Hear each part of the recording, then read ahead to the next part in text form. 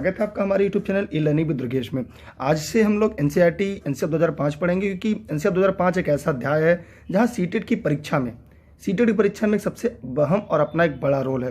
और एनसीईआरटी 2005 से प्रतिवर्ष सीटेट की परीक्षा में, चाहे प्राइमरी या अपर प्राइमरी की बात करें, 30 से 35 प्रश्न प्रत्यक्ष या अप्रत्यक्ष रूप से पूछे जाते हैं। जब आपको और हमें ये बात विदित और ज्ञात है कि यहाँ से 30 और 35 प्रश्न प्रतिवर्ष आने हैं, तो उसकी तैयारी क्यों ना बेहतर तरीके से करें।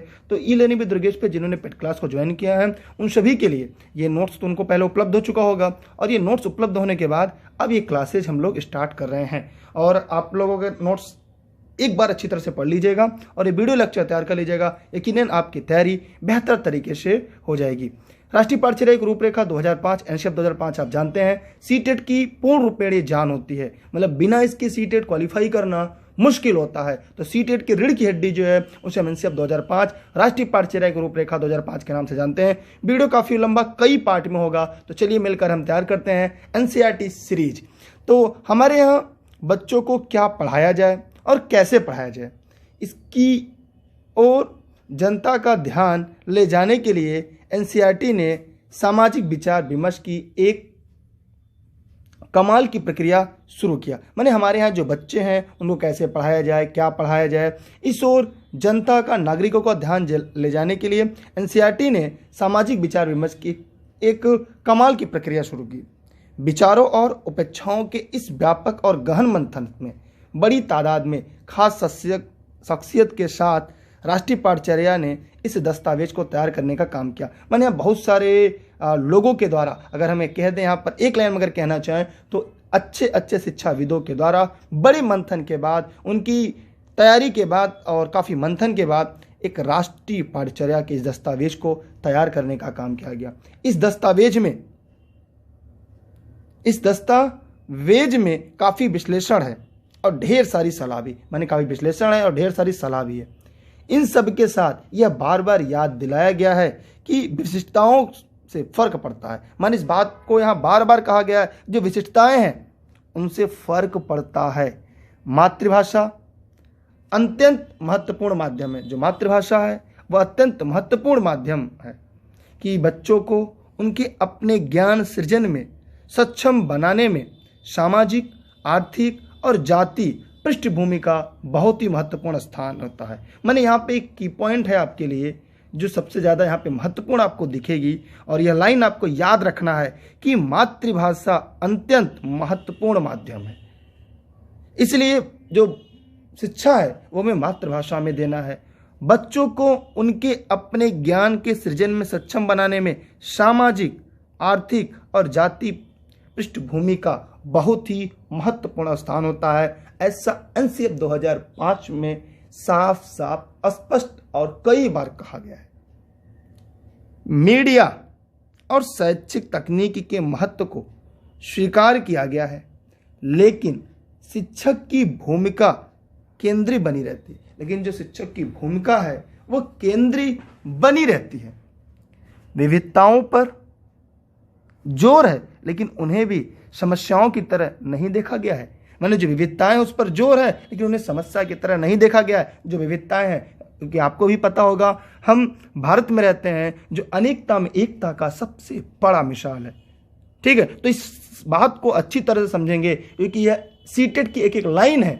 अगर आपको सीटेट परीक्षा उत्तीर्ण करनी है अच्छे अंकों के साथ, तो एनसीईआरटी 2005 को आपको पूरी अच्छे तरीके से समझ होनी चाहिए, और आप घर बैठे इसकी नोट्स भी प्राप्त कर सकते हैं। तो चाहे इसकी स्क्रीनशॉट ले लो, वैसे आपने पेड क्लास में होंगे तो आपको इसकी नोट्स ऑलरेडी मिल चुकी होगी। यहाँ पे हम आगे देखेंगे। यहाँ पर देखिए, अब यहाँ पर शिक्षक की भूमिका केंद्रीय बनी, विविधताओं पर जोर है, लेकिन उन्हें भी समस्याओं की तरह नहीं देखा गया है। इस बात को निरंतर स्वीकारा गया है कि सीखने की सामाजिक प्रक्रिया मूल्यवान है। सीखने की जो सामाजिक प्रक्रिया है वो मूल्यवान है, और इसके साथ संबंधित होकर औपचारिक पाठ्यचर्या में और अधिक समृद्धि आएगी। विविधता की प्रशंसा की गई है, इसमें हर्ष होता है, इसमें खुशी होती है, और एक समझ प्रस्तुत की गई है कि एक व्यापक ढांचे के तहत कई उपागम होंगे तो जो सृजनात्मकता है को बढ़ावा मिलेगा। ये काफ़ी महत्वपूर्ण बात है। यहाँ से चाहे आप इसे स्क्रीनशॉट के तौर पर इसे अपने पास सुरक्षित रख लें। ठीक है, तो मैं आगे बढ़ रहा हूँ। तो आगे बढ़ते समय इतनी तथ्यों को, इतनी चीज़ों को आप सभी को अच्छी तरीके से समझ लेना है। ठीक है, क्योंकि परीक्षा उपयोगी मैंने आपको पहले बता दिया कि ये परीक्षाओं में बार बार आते हैं। अब देखिए, बहुत सारे लोगों ने अभी तक ऑनलाइन क्लास नहीं ज्वाइन किया होगा, ऑनलाइन क्लास ज्वाइन करना चाहते होंगे या नोट्स चाहिए, तो उसके लिए वो 6306344367 पर व्हाट्सएप करके, ठीक है, वो जानकारी ले सकते हैं। तो 6306344367 पर व्हाट्सएप करके ऑनलाइन क्लास नोट संबंधी जानकारी ले सकते हैं। घर बैठे आप नोट्स प्राप्त कर सकते हैं। यहाँ पे देखिए, अब यह दस्तावेज इस दिशा में आगे बढ़ने के रास्ते हैं। ये दस्तावेज है एनसीईआरटी 2005 का जो दस्तावेज है, ये आगे बढ़ने के रास्ते हैं, उपाय तरीके को सुझाता है। मैंने आगे बढ़ने के रास्ते क्या, आगे बढ़ने के उपाय क्या, आगे बढ़ने के तरीके क्या, इन्हीं को सुलझाने का काम करता है। यह सुझाई गई कई कुछ व्यवस्थागत तब्दीलियों से जरूर मदद मिलेगी। हम समान स्कूल पद्धति, समान काम, समान शिक्षा, तब बच्चों को उनके घर और परिवेश की भाषा के साथ साथ औपचारिक शिक्षा में प्रवेश जैसे विचारों पर सक्रिय रूप से कुछ कर सकते हैं। ये काफ़ी महत्वपूर्ण है आपके लिए लाइन, अगर आप इस बात को समझेंगे यहाँ से कि हम समान स्कूल पद्धति, काम, शिक्षा तथा बच्चों का उनके घर, उनके परिवेश की भाषा के साथ साथ औपचारिक शिक्षा में प्रवेश जैसे विचारों पर सक्रिय रूप से कुछ कर सकते हैं। ये काफ़ी महत्वपूर्ण है यहाँ से। तो मैं चाहूँगा ये टॉपिक आपके लिए सबसे ज़्यादा महत्वपूर्ण होगी, क्योंकि एनसीईआरटी 2005 अच्छे से पढ़ना है और हम लोग को डेली पढ़ना है और एक एक टॉपिक को प्रतिदिन खत्म करना है, और तब तक जब तक ये कॉन्सेप्ट आपके परीक्षा वाले क्लियर ना हो। राष्ट्रीय शैक्षिक अनुसंधान और प्रशिक्षण परिषद माने एनसीईआरटी की कार्यकारिणी ने 14 एवं 19 जुलाई 2004 की बैठकों में राष्ट्रीय पाठ्यचर्या को संशोधित करने का निर्माण किया है। राष्ट्रीय पाठ्यचर्या को संशोधित करने का निर्माण किया है। यह निर्माण मानवीय मानव संसाधन विकास मंत्री द्वारा लोकसभा में दिए गए उस वक्तव्य के अनुसरण में लिया गया है। परिषद को यह संशोधन करना चाहिए। इसी क्रम में मानव संसाधन विकास मंत्रालय के शिक्षा सचिव ने परिषद के निदेशक को एक पत्र लिखा। पत्र में उन्होंने 1993 की शिक्षा बिना बोझ के रपट की रोशनी में विद्यालय की शिक्षा के लिए राष्ट्रीय पाठ्यचर्या की रूपरेखा एनसीईआरटी 2020 की समीक्षा करने की आवश्यकता व्यक्त की। ये काफ़ी महत्वपूर्ण लाइन है और जो आपके परीक्षा में स्पष्ट की, ठीक है, बोझ के 1993 शिक्षा बिना बोझ के स्पष्ट की कि रोशनी में विद्यालय शिक्षा के लिए राष्ट्रीय पाठ्यचर्या की रूपरेखा एनसीईआरटी 2000 की समीक्षा करने की आवश्यकता को व्यक्त की। तो आराम आराम से पढ़ना है, क्योंकि मैंने आपको पहले बताया एनसीईआरटी सीरीज है और एनसीईआरटी सीरीज में थोड़ी सी तो दिमाग लगाना पड़ेगा, थोड़ा सा तो हमें आपको मेहनत करना पड़ेगा। तो हम आगे बढ़ते हैं। यहाँ से कोई दिक्कत, कोई समस्या हो तो आप पूछ सकते हैं, क्योंकि एलएनबी दुर्गेश की बड़ी प्रस्तुति हम आपके लिए लेकर आए हैं एनसीईआरटी के रूप में, जो परीक्षाओं में बार बार पूछा जाता है। अब देखिए, यहाँ से कुछ और अन्य चीज़ें भी हम लोग को देखने को, सीखने को मिलेंगी।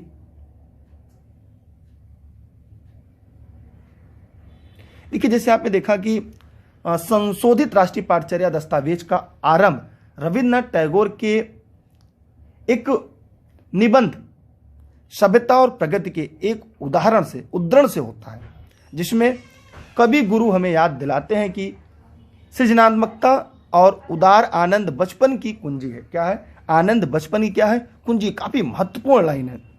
और नासमझ वयस्क संसार इस द्वारा अपनी विकृति का खतरा है। राष्ट्रीय शिक्षा नीति एनपीई 1986, देखिए अभी नई राष्ट्रीय शिक्षा नीति भी आ गई है, लेकिन ये राष्ट्रीय शिक्षा नीति 1986 को यह प्रस्तावित किया गया था कि राष्ट्रीय पाठ्यचर्या को शिक्षा की राष्ट्रीय व्यवस्था विकसित करने का एक साधन होना चाहिए, जो भारतीय संविधान के राष्ट्र निर्माण के दर्शन को अपनी आधार भूमि माने। ये काफ़ी महत्वपूर्ण है, इस बात को आप लोग थोड़ा सा जानते रहिएगा, क्योंकि यहाँ पूछा जाता है कि जो एनसीईआरटी 2005 है उस पर छाया राष्ट्रीय शिक्षा नीति 1986 का पढ़ा है, न कि नई शिक्षा नीति 2020 का पढ़ा है। तो ये सारी बातें आप लोग को जानते रहना होगा। मैंने ऊपर भी बता दिया कि आप लोग देखिए ई लर्निंग विद दुर्गेश से टेलीग्राम पर दुर्गेश सर सर्च करके ई लर्निंग विद दुर्गेश से जुड़े रहेंगे। या डिस्क्रिप्शन में इसकी लिंक होगी, वहाँ पे आप क्लिक करके टेलीग्राम से जुड़ेंगे, जहाँ पर इसकी PDF आपको मिल जाएगी और डेली क्लास की जो नोटिफिकेशन है वो सबसे पहले टेलीग्राम पे मिलती है। और Instagram, Twitter, Facebook e learning with Durgesh है। और इस वीडियो को चाहे Facebook page e learning with Durgesh पर, YouTube e learning with Durgesh पर, कहीं भी आप हमें लाइव देख सकते हैं। वीडियो को ज़्यादा से ज़्यादा लोगों तक पहुँचाइएगा, क्योंकि यह वीडियो की सीरीज के बिना हम सफल नहीं हो सकते। ये काफ़ी बड़ी सीरीज चलेगी NCF 2005 की, जहाँ पे हर एक तथ्य को हम आपको स्पष्ट करेंगे। ये पेड क्लास के लिए भी है, अगर आप पेड क्लास नहीं ज्वाइन किए हैं तो पेड क्लास ज्वाइन के लिए आप 6306344367 पर व्हाट्सएप करके online class, notes, video lecture संबंधी जानकारी ले सकते हैं। घर बैठे सीटेट के संपूर्ण नोट्स प्राप्त कर सकते हैं, घर बैठे सीटेट के संपूर्ण क्लास ले सकते हैं, जो NCERT पर है। वार्षिक क्लास भी NCERT पर ही है। आगे हम देखते हैं कार्य योजना POA 1992 में प्रासंगिकता, लचीलेपन और गुणवत्ता के तत्वों पर जोर देते हुए इसके बारे में, इसके दायरे को थोड़ा और विस्तृत किया गया है। हमारे शैक्षिक उद्देश्य और शिक्षा की गुणवत्ता में आज गहरी विकृति आ गई है। इसका प्रमाण है यह तथ्य कि शिक्षा की गुणवत्ता में आज बच्चे और उनके माँ बाप के लिए तनाव और बोझ का कारण बन गई है। इस विकृति को दुरुस्त करने के लिए पाठ्यचर्या में इस दस्तावेज ने पाठ्यचर्या निर्माण के 5 निर्देशक सिद्धांत का प्रस्ताव रखा है। आइए उन 5 निर्देशक सिद्धांत को एक बार ध्यान से देखकर उसके बारे में जानने। पहला, ज्ञान को स्कूल के बाहर के जीवन से जोड़ना। एक इंपॉर्टेंट लाइन है, जो ज्ञान होगी, जो शिक्षा होगी बच्चों को, वह स्कूल के बाहर की दुनिया से जोड़ कर रखना और बाहर की दुनिया से जोड़ कर उन्हें पढ़ाना, न कि उन्हें स्कूल के अंदर 4 दीवारी के अंदर शिक्षा का केंद्र बनाना, उन्हें बाहर की दुनिया से जोड़ कर रखना। दूसरा, पढ़ाई रटन प्रणाली से मुक्त हो। याद रखना है, याद नहीं करवाना है, कंठस्थ नहीं करवाना है, रट्टा नहीं मरवाना है, ठीक है। पढ़ाई रटन प्रणाली से मुक्त करना है, ये एकदम इंपॉर्टेंट लाइन है। ये सारे लाइन सीटेट के पूछे हुए लाइन, मैंने आपको पहले कहा, अगर आपको सीटेट अच्छे अंकों से उत्तीर्ण करना है, यह वीडियो सीरीज आपके लिए महत्वपूर्ण भूमिका निभाएगी। NCF 2005 से 30 से 35 प्रश्न प्रतिवर्ष हुबहू प्रत्यक्ष या प्रत्यक्ष रूप से पूछे जाते हैं। अब हम यहाँ देखेंगे कि पाठ्यचर्या का इस तरह संवर्धन की वह बच्चों को चौमुखी विकास के अवसर मुहैया करवाए, उसके बजाय उसके पाठ्य पुस्तक केंद्रित बनकर रह जाए। यह एक बात याद रखना है कि जो पाठ्यचर्या किस तरह से संवर्धन कि बच्चों के चौमुखी विकास के अवसर, माने बच्चों के चौतरफा विकास को मुहैया कराए, न कि उनके पाठ्य पुस्तक केंद्रित बनकर रहे। मानो किताबें की दुनिया में न रह जाए, बल्कि उनका विकास उसके हटकर बाहर की दुनिया से जोड़ते हुए चारों दिशा में हो। यह बात हमें आपको याद रखना होगा। परीक्षा को अपेक्षाकृत अधिक लचीला बनाना और कक्षा की गतिविधि से जोड़ना एक महत्वपूर्ण लाइन। जो परीक्षा उसे अधिक लचीला बनाना और कक्षा की गतिविधि से जोड़ना, न कि उसे रट्टा मार कर परीक्षा करवाना। इस बात को हमें जानते रहना होगा। ये 5 की पॉइंट हमारे आपके लिए महत्वपूर्ण है।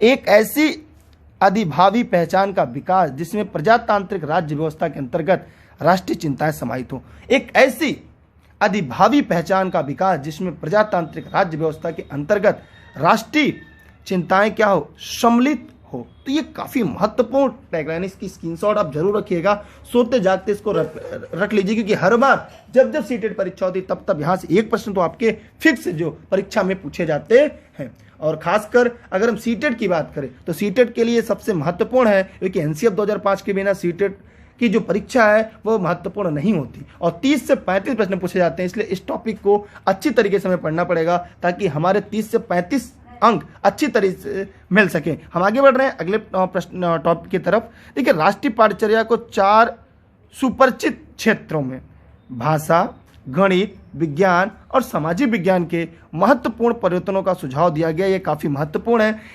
मतलब जो राष्ट्रीय पाठ्यचर्या NCF 2005 में जो राष्ट्रीय पाठ्यचर्या के 4 समुचित क्षेत्र हैं, पहला भाषा, और भाषा कैसी होनी चाहिए, मातृभाषा होना चाहिए, गणित, फिर दूसरा क्या है, गणित हो, फिर विज्ञान हो और सामाजिक विज्ञान। कभी कभी क्रम भी पूछा है, तो अगर आपने NCERT सीरीज पढ़ी होगी तो ठीक है, नहीं तो ये NCERT सीरीज है आपके लिए, तो ये NCERT सीरीज आपके लिए सबसे ज़्यादा महत्वपूर्ण हो सकती है। तो महत्वपूर्ण परिवर्तन का सुझाव दिया है।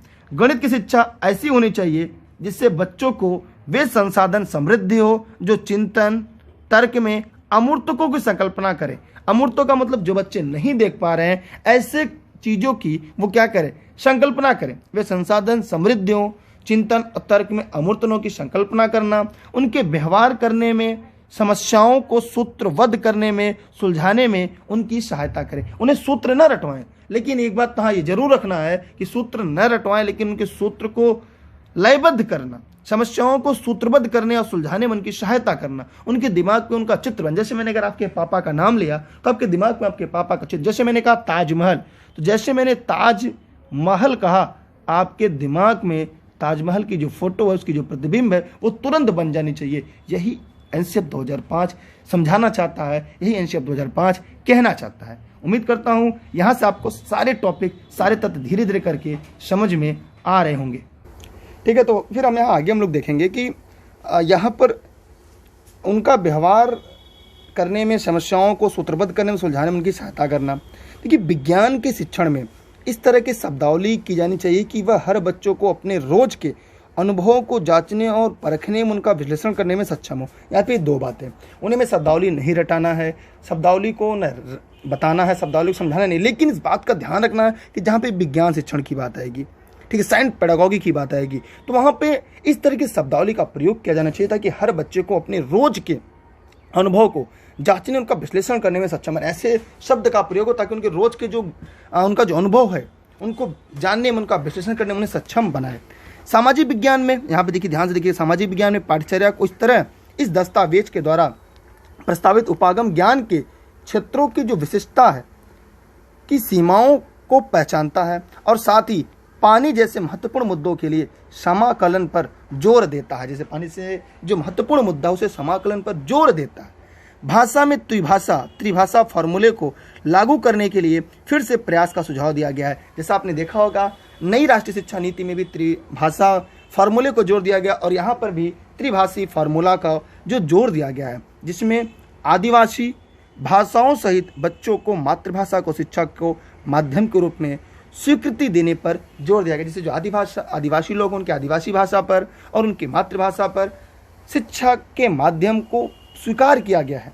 प्रत्येक बच्चे को मातृभाषाओं की शिक्षा के माध्यम के रूप में स्वीकृति देने पर जोर है। मतलब एक बात याद रखना है आपको, प्रत्येक बच्चे को भाषा का जो माध्यम है वो मातृभाषा होनी चाहिए। ये बात हम लोग को रटना है, ये बात हम लोग को जानना है। बच्चों को नहीं रटाना, लेकिन हमें आपको ये बात भली भांति से जानते रहना है, क्योंकि मातृभाषा से लेकर हर बार सीटेट की परीक्षा में प्रश्न आता है। चाहे आप भाषाई लैंग्वेज की बात करें, 20 जो होते हैं, चाहे हम सीटेट की सीडीपी की बात करें, चाहे हम सीटेट के ईवीएस की बात करें, हर जगह कहीं कहीं आपने देखा होगा गणित शिक्षण में भी इसको पूछा गया। इसलिए यह बात आप जानते रहेगा। मैंने आपको पहले बताया, एनसीएफ 2005 एक ऐसा टॉपिक है जहां से प्रतिवर्ष 30 से 35% प्रत्यक्ष या अप्रत्यक्ष रूप से पूछे जाते हैं। मैं आगे बढ़ रहा हूँ, यहाँ से स्क्रीनशॉट चाहे तो कर ले। वैसे अगर आपने नोट्स ऑनलाइन लिया होगा या ऑनलाइन क्लास ज्वाइन किया होगा, ये सारी चीज़ें आपके पास पहले से होंगी। यहाँ पर एक नई चीज़ें हम लोग को देखने को मिलेगा, समझने को मिलेगा कि पाठ्यचर्या का यह दस्तावेज 4 पाठ्यचर्या क्षेत्रों की तरफ ध्यान आकर्षित करता है, जो इस प्रकार है। पहला, काम, कला, पारंपरिक दस्तकारियाँ और स्वास्थ्य तथा शारीरिक शिक्षा एवं शांति। ये 4 पाठ्यचर्या क्षेत्र है, काम, कला और पारंपरिक दस्तकारियाँ, स्वास्थ्य, शारीरिक शिक्षा और शांति। इनमें यह कार्य करता है, इन पर क्या करता है, ध्यान आकर्षित करता है। स्कूल के बच्चों की कामयाबी उनके पोषण और सुनियोजित शारीरिक गतिविधियों के कार्यक्रमों पर निर्भर होती है। ये सुनिश्चित करने के लिए कि विशेष प्रयासों की जरूरत होगी कि स्वास्थ्य और शारीरिक शिक्षा के कार्यक्रम में शाला पूर्व अवस्था से लेकर आगे तक लड़कों की तरह लड़कियों की ओर इतना ही ध्यान दिया जाना चाहिए। इस प्रकार ये जो की पॉइंट था वो हमारे लिए सबसे ज़्यादा महत्वपूर्ण है। इसकी स्क्रीनशॉट अपने पास सुरक्षित जरूर रखिएगा। वैसे आपने नोट्स लिया होगा तो भी आपके पास होगा, अगर आपने पेड क्लास ज्वाइन किया होगा तब भी आपके पास होगा। तो यहाँ पे जो स्कूल में बच्चों की जो कामयाबी है उनके पोषण पर, उनकी सुनिश्चित शारीरिक गतिविधि के कार्यक्रम पर निर्भर होती है, उनके स्वास्थ्य पर निर्भर होती है। ठीक है, तो ये सुनिश्चित करने के लिए विशेष प्रयास की जरूरत होगी कि स्वास्थ्य और शारीरिक शिक्षा के कार्यक्रम पूर्व अवस्था से लेकर आगे तक के लड़कों की तरह लड़कियों को कि उतना ही ध्यान दिया जाए। मतलब ऐसा नहीं कि लड़कों को ध्यान दिया जाए, यहाँ पे कोई भेदभाव नहीं करना है, लड़कियों को दोनों को बराबर दर्जा देना है। मैं आगे बढ़ रहा हूँ, लेकिन यहाँ से मैं आपको कई बार बताया, एनसीएफ 2005 की एक बड़ी और बेहतर सीरीज में आपके लिए ला रहा हूँ, जो कि केवल पेड क्लास के अभ्यर्थियों के लिए है। ठीक है, आगे ध्यान से देखिएगा आप लोग, यहाँ पे कई चीज़ें आगे और क्लियर होंगी। यहाँ पर हमने ये देखा कि स्कूल और माहौल को पाठ्यचर्या को एक पहलू की तरह देखा गया है, क्योंकि यह बच्चों को शिक्षा के उद्देश्यों, सीखने की उन युक्तियों के लिए तैयार करती है जो स्कूल में सफलता के लिए जरूरी है। एक संसाधन के रूप में स्कूल के समय को लचीले ढंग से नियोजित किए जाए। ये भी पूछा गया है कि स्कूल का समय सारणी कैसा हो, तो स्कूल का एक संसाधन के रूप में स्कूल के समय को लचीले ढंग से नियोजित किए जाने की जरूरत है। ये याद रखिएगा कि जो टाइम टेबल होगा वो लचीला होगा। ये भी सीटेट का पूछा प्रश्न है। स्थानीय स्तर पर नियोजित लचीली स्कूली कैलेंडर हो और समय सारणी की सिफारिश की, मतलब जो समय सारणी भी हो वो भी कैसी हो, वो भी लचीलो। इस बात को ध्यान दीजिएगा, सीटेट का पूछा प्रश्न है, ताकि परियोजना और प्राकृतिक और पारंपरिक धरोहर वाले स्थानों के लिए भ्रमण जैसी विविध प्रकार की गतिविधियों को भी मौका मिल सके। तो यहाँ पे जो भ्रमण विधि है धरोहर वाले स्थान के लिए, उस विधि का भी, प्राकृतिक प्रयोजन वाले विधि को भ्रमण के लिए भी पूर्ण रूप से समय मिल सके। तो यह बात आप लोग नोट करके रखिएगा, स्क्रीनशॉट भी अपने पास रखिएगा। व्यवस्थागत सुधारों के संदर्भ में यह दस्तावेज पंचायती राज व्यवस्था को सुदृढ़ करने पर बल देता है। गुणवत्ता और जवाबदेही बढ़ाने के माध्यम के रूप में सामुदायिक भागीदारों की प्रोत्साहित करने के लिए एक अधिक सुनियोजित रुख अपनाकर यह किया जा सकता है।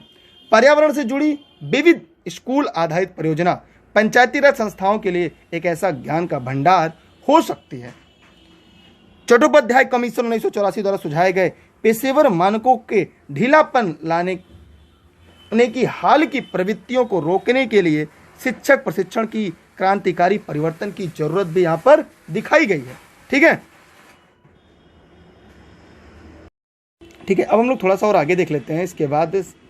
तो यहाँ पर हम लोगों ने देखा कि पाठ्यचर्या की नवीनीकृत करने के लिए सबसे जरूरी जो व्यवस्थागत कदम होगा वो होगा परीक्षाओं में सुधार, जिससे खासकर 10वीं और 12वीं कक्षा में बच्चों और उनके माता पिता पर बढ़ते मनोवैज्ञानिक दबाव की गहराईता को समझने का कोई समाधान निकाला जा सके।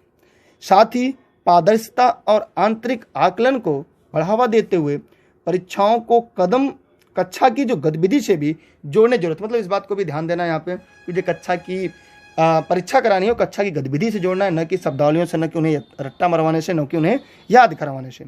बोर्ड पूर्व परीक्षाओं पर अतिरिक्त जोर को भी हतोत्साहित करता है। माने जो बोर्ड की परीक्षाओं से पहले जो परीक्षाएं होती हैं उस पर भी बच्चों को जोर न दिया जाए, इस पर भी हतोत्साहित किए जाने की जरूरत है। अंततः यह दस्तावेज स्कूली व्यवस्था और दूसरे नागरिक समूहों के बीच सहभागिता की सिफारिश करता है, जिसमें गैर सरकारी संगठन, शिक्षक संगठन भी शामिल है। माने इसमें सरकारी संगठन, गैर शिक्षक संगठन, ये सभी क्या है, इसमें सब शामिल हैं। ठीक है, तो आगे हम लोग देखेंगे पहले से ही मौजूदा जो नवाचार अनुभव को मुख्य धारा का स्वरूप देने की जरूरत है। आज जरूरत इस बात की है कि आरंभिक शिक्षा के सर्वव्यापीकरण में निहित चुनौतियों के प्रति सजगता को राज्य और बच्चों को लेकर काम कर रही हैं। सारी एजेंसियां एक व्यापक सहभागिता पर का विषय बनाए जाए और पहले से मौजूद नवाचारों के अनुभव को मुख्य धारा में लाया जाए। माने जो नवाचार मुख्य धारा में उन्हें लाया जाए और सरकारी गैर सरकारी शिक्षा के जो संगठन इसमें सम्मिलित किया जाए और उनके जो मौजूदा नवाचार के अनुभव है इन्हें मुख्य धारा में लाया जाए। और आज आरंभिक शिक्षा को सर्वव्यापीकरण के लिए के निहित चुनौतियों के प्रति सजगता को राज्य और बच्चों को लेकर काम कर रही हैं और ऐसे एजेंसियों के बीच सहभागिता का विषय बनाया जाए और पहले से मौजूद नवाचारों के अनुभव को मुख्य धारा में लाया जाए। तो यहाँ तक आप लोग स्क्रीनशॉट रख लीजिए, आप इसको समझ लीजिएगा। आगे स्कूल में बच्चों की कामयाबी उनके पोषण सुनिश्चित शारीरिक गतिविधियों के कार्यक्रम पर निर्भर होती है। यह बात भी हमें आपको अच्छी तरीके से जानते रहना होगा। तो यहाँ पर हम लोगों ने देखा कि इसलिए जरूरी संसाधनों और स्कूल के समय के मध्याह्न भोजन कार्यक्रम को सुदृढ़ बनाने में लगाना चाहिए। ये सुनिश्चित करने के लिए विशेष प्रयासों की जरूरत होगी कि स्वास्थ्य और शारीरिक शिक्षा के कार्यक्रमों शाला में पूर्व अवस्था से लेकर आगे तक के लड़कों तथा लड़कियों की ओर भी ध्यान दिया जाए। मतलब उनके हर अवस्था में लड़का लड़कियों में कोई प्रकार का भेदभाव नहीं करना है, ऐसा एनसीएफ 2005 कहता है। शिक्षा बिना बोझ की रिपोर्ट की सूझ के आधार पर पाठचर्या की बोझ को कम करना, पाठचर्या सुधार को सुसंगत व्यवस्था में परिवर्तन करना, ऐसे नागरिक वर्ग का निर्माण जो लोकतांत्रिक व्यवहारों मूल्यों के प्रति कटिबद्ध हो, लैंगिक न्याय के प्रति, अनुसूचित जाति जनजातियों और विशेष आवश्यकता वाले बच्चों की समस्याओं एवं आवश्यकताओं के प्रति संवेदनशील हो तथा जिनमें राजनीतिक एवं आर्थिक प्रक्रियाओं को भाग लेने की क्षमता हो। यह बात आप लोग को अच्छी तरीके से समझना होगा। आपके पास ऑलरेडी नोट्स होगा, अगर आपने पेड क्लास ज्वाइन किया होगा तो पीडीएफ में होगा, ऑनलाइन क्लास घर बैठ के अगर आपने नोट्स मंगा होगा तो भी आपके पास एनसीईआरटी में होगा। ठीक है, नहीं होगा तो आपने जितने लोगों ने भी ऑनलाइन नोट्स लिया होगा वो लोग ई लर्निंग विद दुर्गेश से यह आप प्राप्त कर सकते हैं। आगे देखते हैं हम लोग। आगे ये कह रहा है कि सामाजिक सांस्कृतिक पर विवेचनात्मक परिप्रेक्ष्य को विकसित करने वाली प्रक्रियाओं को पाठ्यचर्या में स्थान देने की आवश्यकता है, मोस्ट इंपॉर्टेंट। फिर कह रहा है कि विद्यार्थियों को की सहभागितापूर्ण को क्षेत्र अवलोकन, अन्वेषण, विश्लेषणात्मक विमर्श आदि भी इतने ही महत्वपूर्ण है जितनी कि बयान की विषय वस्तु। मोस्ट इंपॉर्टेंट, यह लाइन सीटेट में कई बार पूछा जा चुका है, यह बात आप लोग जानते रहिएगा। ज्ञान निर्माण में विद्यार्थियों की सहभागिता और रचनात्मकता को बढ़ावा, पाठ्यचर्या की प्रक्रिया में बच्चों की सोच, जिज्ञासा और प्रश्नों के प्रति पर्याप्त स्थान, सभी बच्चों के लिए गुणवत्तापूर्ण शिक्षा सुनिश्चित करना है। यह बात आप लोग अच्छी तरीके से जानते रहिएगा। ठीक है, यहाँ से देखिएगा 6306344367 यहाँ पे लास्ट में 7 है, नंबर थोड़ा सा गलत हो गया है, इसे आप स्क्रीनशॉट के तौर पर अपने पास रख लीजिएगा। ये नंबर हो सकता है आगे आपको काम आ जाए। ऑनलाइन क्लास का नंबर 6306344367, जहाँ पे घर बैठे online class, notes, video lecture सभी चीज़ें प्राप्त कर सकते हैं। और सीटेट के ई लर्निंग विद दुर्गेश पे सीटेट ज्वाइन करने के बाद आपको क्वालिफाई होने से कोई नहीं रुक सकता, क्योंकि 2 चीज़ें काम करनी है, एनसीएफ 2005, आरटीई 2009, और साथ ही साथ समग्र शिक्षा के साथ साथ कुछ एनसीईआरटी किताबें, कुछ छोटे से लेक्चर को तैयार कर लेंगे, उसके बाहर आपके सीटेट में कुछ भी नहीं आएगा। उम्मीद करते हैं टॉपिक आपको समझ में आ चुका होगा। तो बहुत बहुत धन्यवाद आप सभी का। आज के लिए इतना ही। तो ई लर्निंग विद दुर्गेश से जुड़े रहने के लिए धन्यवाद। जय हिंद, जय भारत, बेस्ट ऑफ लक।